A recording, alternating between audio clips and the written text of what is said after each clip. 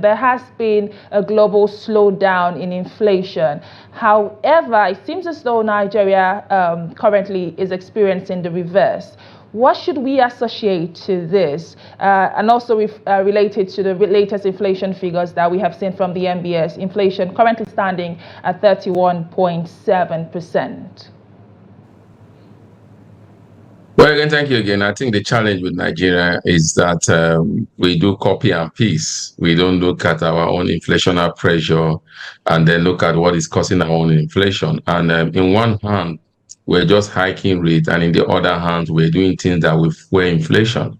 You just look at recent report about 10 trillion, the ways and the means that the CBN was releasing into the economy. And some of this money were not released for productive ventures. They were released for luxury, not productive sector of the economy, was used for expenditure. And so you won't begin to see that reflect in your economy when you are hiking rate and yet behind the scene.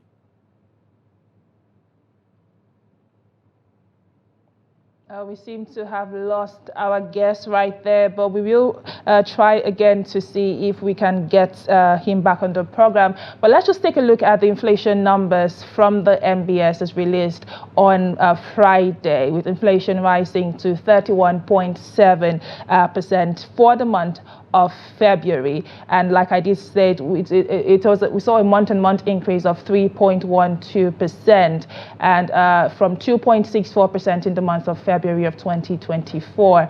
And like I did state before, we also had seen, an increase of 1.8 percentage points from the previous month. And year-on-year inflation has risen to 33.66%, while month-on-month we have seen urban inflation also increase to 3.17%. And for rural inflation, we saw rural inflation rise to 29.99%. That is on a year-on-year basis, from 21.10% in the month of February 2023. And for the year 2024, we have seen, inflation rise in the rural areas as well by 3.07%. And that was from 2.57% in the month of January of 2024. And moving away from that now, let us take a look at other data that we did see from the NBS as regards inflation, current inflation that has been recently released from the NBS, like I did say. And for food sub-index in the month of February, year on year, the numbers have hit 37.92% from 24.35% in February of 2023. And for the month-on-month increase, we saw an increase of 3.79% from 3.21% in January of 2024. And for the core sub-index, that is energy, for the month of February of 2024, we saw inflation also rise by 25.13% year on year from 18.37% in February of 2023. And on a month-on-month basis, we also did see a rise from 2.24% in January of 2024 to 2.17% currently. And lastly, we also did see increases in the area of combined rural and rural state CPI data, where we did see the highest rises in inflationary pressures, especially in Kogi State, with inflation there currently at 37.98%. That simply says that Kogi State, is a place in Nigeria where the basic commodities or livelihood basically has risen over in recent times. And in your state, inflation rate currently stands at 36.60%, as well as in Bauchi State. There has been increases in those three states, and the slowest rates were seen in Borno State, in Taraba State, and in Benue State. And for Borno State, an inflation rate currently stands at 26.28%.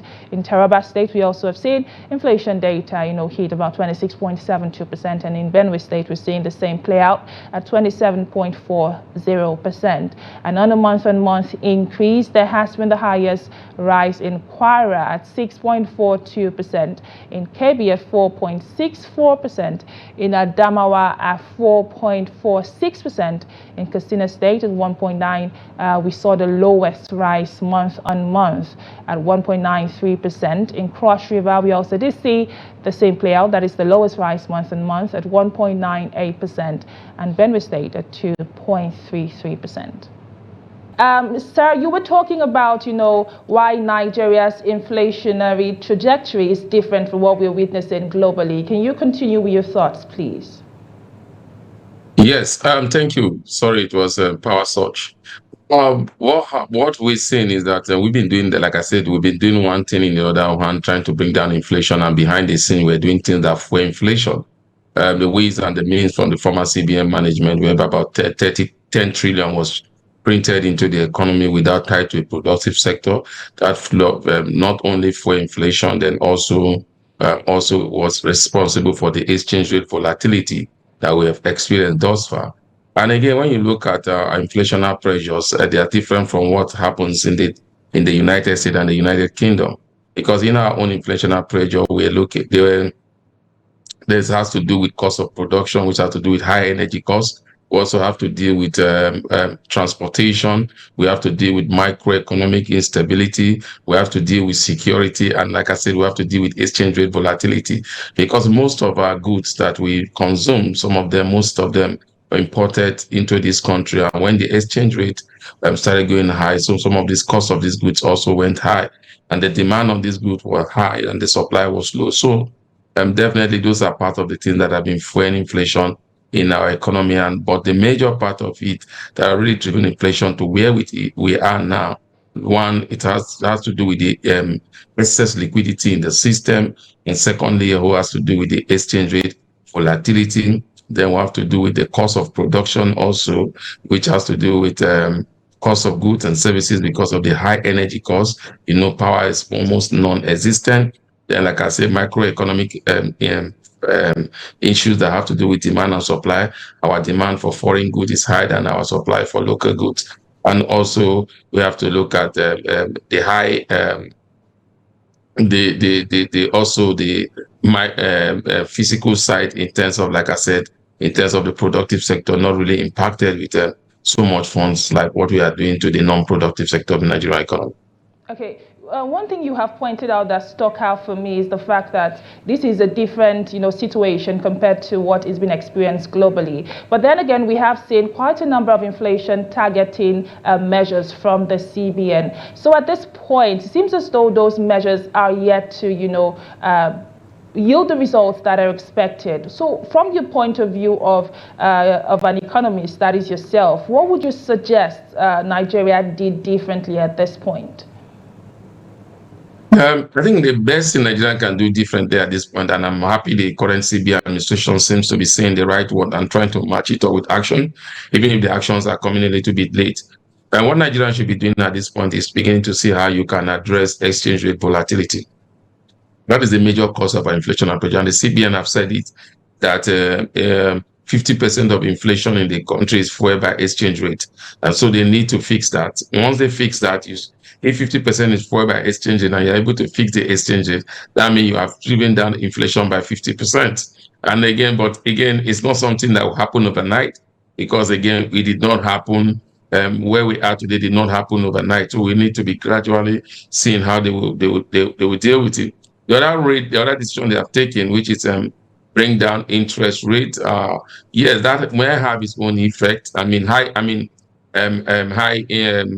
Increase the monetary policy rate, but that may have its own effect. But again, it has also had a negative effect in the terms of businesses, because the cost of funding has gone a little bit high. So I think what they should do is also, first of all, what they are doing now, try to stabilize the exchange rate.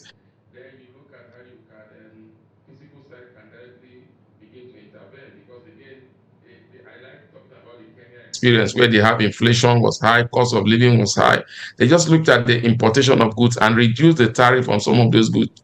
Just this morning, we had CBN is saying that they have lifted assets. They have lifted sanction on access to FX, especially for dairies and other products. So instead of lifting the sanction in terms of FX, you also will need to look at the tariff. Why not you just reduce the tariff and putting more pressure on the FX that is not even available? because when you leave this exchange, you leave this sanction on them to access FX through the autonomous of foreign exchange market, the demand will go high and you don't have a means to meet the supply. And so then we'll go back to see exchange rate go up again. So I think the government should begin to think out of the box. And one of those things they should do is to, in the short term, reduce tariff on some of these imported goods and then see how that will have an impact on inflation and also stabilize the FX. And that would be the game changer. For me, two things you do: remove tariff on some of these goods for now, then stabilize the exchange rate. Okay, just before we It's a go, game in changer. 1 minute, I would like for you to, talk to issues around the MPC meeting expected to happen on Monday. We understand that the CBN has, the MPC committee will be reconvening on Monday. What are your expectations for that meeting? I wish I have so much expectation. The last time they came up, they told us that they would stabilize the exchange rate. They came up with policy. The bureau de change we begin to have effects. Up to this moment, we've not seen that. I hope they will be telling us how they want to put effects into the economy so that we can have a supply, and that will drive down inflation. And I'm not expecting them to hike rate because, again, the rate was rise by almost 400 basic point. That was a jumbo hike, the highest in 28 years. So I think, for me, I think what I'll be expecting for the CBN and what I've been saying all these years is what are the strategy to stabilize the rate. Once you stabilize the rate, you attract investment into Nigeria, both foreign direct investment and portfolio investment. This will help in reducing the pressure on the exchange rate. And one game changer, hopefully it works this time. We thought it would have happened in December. It didn't happen. Is if Port Harcourt refinery will now start to bring in refined petroleum products. So that also will reduce the pressure in terms of importation and source for FX that the NNPC have been doing. And so those funds can find their way into the CBN COFA, and that will create as a buffer for our FX and foreign reserves. So I think for me, I think exchange rate, fix it, and then other issues will generally take its place in economic terms. Financial Analyst Muktar Mohammed, thank you for your insight in today's edition of the program. My pleasure. Thank you for having me. Thank you. This is where we draw the curtains on today's edition of the program. Join the conversation on social media and let us hear your thoughts. What are your expectations for the upcoming Monetary Policy Committee meeting of the CBN? My name is Chiamaka Enendu. Thank you for watching, and bye for now.